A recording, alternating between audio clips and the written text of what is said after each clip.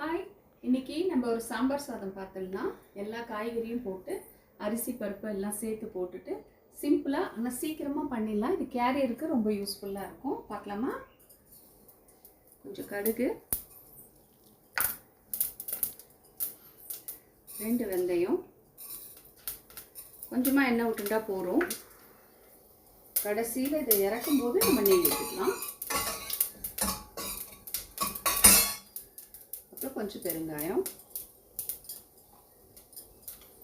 தக்காளி. நீங்கள் வெங்காயம் போட்டு போயிடலாம், வெங்காயம் போட்டுக்கலாம். தக்காளி கட் பண்ணி வச்சுருக்கேன்.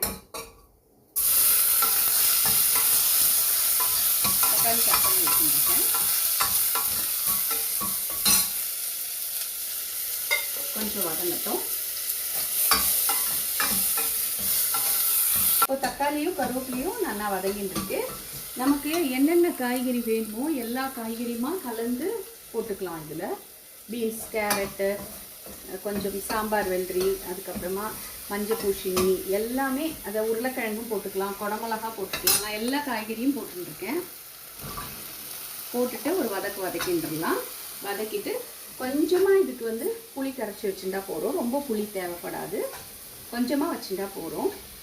கொஞ்சம் புளி விட்டு ஒரு கொதி வந்ததுக்கப்புறமா உப்பு போட்டுட்டு இதில் ஒரு ஸ்பெஷல் என்ன அப்படின்னு கேட்டிங்கன்னா, சாம்பார் பவுடர் போட வேண்டாம். நம்ம பிஸ்பேலாபாத் பொடியை வாங்கி வச்சுருக்கோம் இல்லையா, அந்த பிஸ்பேலாபாத் பொடியை கொஞ்சம் போட்டுட்டா கொஞ்சம் நல்ல டேஸ்ட் இருக்கும். சாம்பார் மாதிரியும் இருக்கும், கொஞ்சம் டிஃப்ரெண்ட் டேஸ்ட்டும் கிடைக்கும். இப்படி எல்லா காயும் போட்டு கொஞ்சம் வதங்கட்டும் காய்கறி.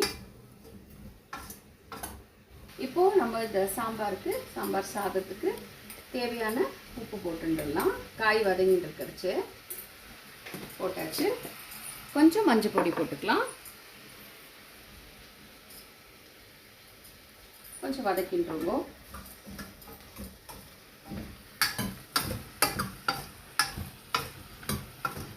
ரொம்ப ஈஸியாகவும் இருக்கும், நன்னாவும் இருக்கும்.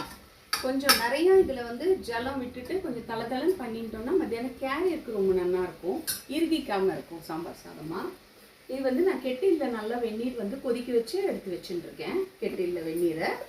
அதுக்கப்புறமா நீ பார்த்தேன்னாக்கா அது வதங்கிறதுக்குள்ளே நம்ம இதை பார்த்துக்கலாம். அரிசியும் தோரம் பருப்பையும் சேர்த்து கொஞ்ச நாள் ஊற வச்சு களைஞ்சி எடுத்து வச்சுட்டுருக்கேன். உங்களுக்கு என்னென்ன காய்கறி சாம்பாருக்கு போடுவையிலோ எல்லா காய்கறியும் இதுக்கு போட்டுக்கலாம். இப்போது நல்லா வதங்கிடுத்து காய்கறி. இப்போ நம்ம கொஞ்சம் பிஸ்பேலாபாத் பவுடரை போட்டுட்டு அப்புறமா புளிக்கரசில் விட்டு கொஞ்சம் கொதிச்சதுக்கப்புறமா நம்ம இந்த வெந்நீரையும் விட்டுட்டு அந்த பருப்பு களைஞ்சி அரிசியும் பருப்பு வச்சுக்கிறத போட்டுக்கலாமா?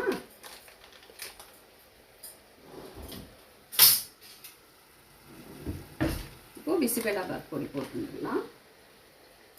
இது உங்களுக்கு உரப்பு எவ்வளோ தேவையோ அவ்வளோ போட்டுக்கோங்க.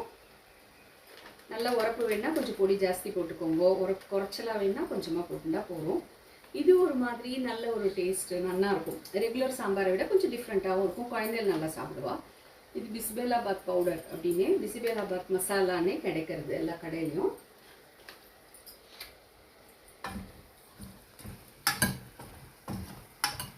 கர்நாடகா ஸ்பெஷல் இந்த பிஸ்பேலாபாத். இதில் அவள் போடுறச்சு கொப்பரைக்காய், தேங்காய் துருவி போடுவா. உங்களுக்கு என்னென்ன வேணுமோ அதெல்லாமே ஆட் பண்ணிக்கலாம். சின்ன வெங்காயம் போட்டாலும் நல்லாயிருக்கும் இதில். இப்போது பிஸ்பேலாபாத் பவுடர் போட்டுட்டு கொஞ்சம் நல்லா வதக்கிண்டாச்சு. இப்போ இந்த புளி கரைசலை விட்டு கொஞ்சம் கொதிக்க வச்சுக்கலாம். ரொம்ப வேணுங்கிறது இல்லை, புளி கரைச்சி வடிகட்டி வச்சுட்டுருக்கேன். இது ரொம்ப வேணுங்கிறது இல்லை, கொஞ்சமாக புளி இருந்தால் போதும் நமக்கு. ஏன்னா நம்ம தக்காளி போட்டுக்கிறோம், அதனால புளி குறைச்சி போட்டுட்டா போகிறோம். புளி இப்போ சாப்பிட வேண்டாம் அப்படின்னு கொஞ்சம் டயட்டில் இருக்கிறவாள்லாம் இந்த மாதிரி பண்ணி சாப்பிட்டுக்கலாம். கொஞ்சம் கொதிக்கட்டும். கொதித்து கொஞ்சம் பச்சை வாசனை போனதுக்கப்புறமா நம்ம இந்த வெந்நீர், கொதிக்கிற வெந்நீரை அதில் விட்டுக்கலாம். இப்போது பார்த்தேன்னாக்கா நல்லா கொதிச்சுட்டு இருக்கு, பச்சை வாசனை போயாச்சு அதுலேருந்து. இப்போது நம்ம அரிசி பருப்பு ரெண்டுத்தையும் போட்டுடலாம்.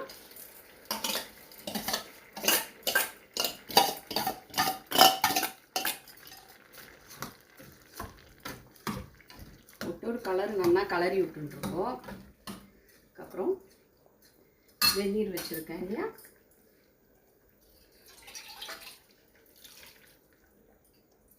வெந்நீர் விட்டுடலாம்.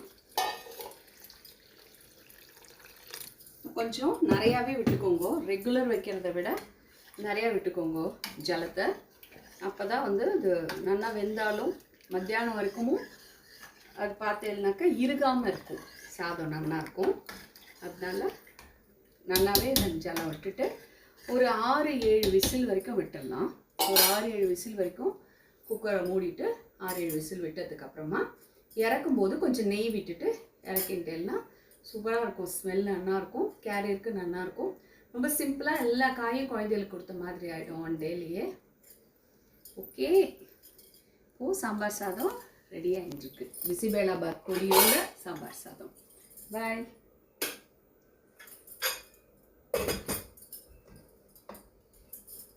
Bye.